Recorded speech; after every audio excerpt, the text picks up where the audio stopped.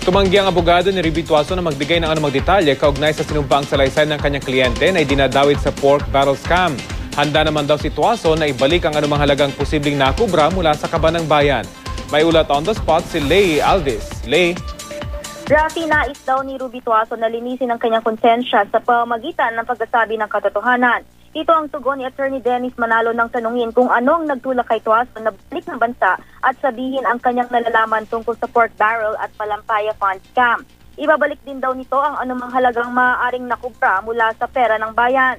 Bati daw ng DOJ na kailangan ni Tuason at kanyang pamilya ng full security kaya isinailalim na ito sa Witness Protection Program. Katunayan, pinagsusuot daw kanina ng mga taga-WPP at NBI si Tuason ng bulletproof vest pero tumanggi ito.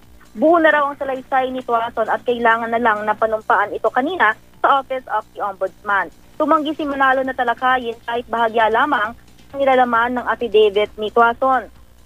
Si Tuason ang isa sa mga pinangalanan ng mga whistleblowers sa pork barrel scam bilang isa sa mga tumanggap umano ng mga kickback sa pork barrel para sa ilang senador na sangkot ngayon sa kontrobersya. Rafi? Maraming salamat, Lay Alvis.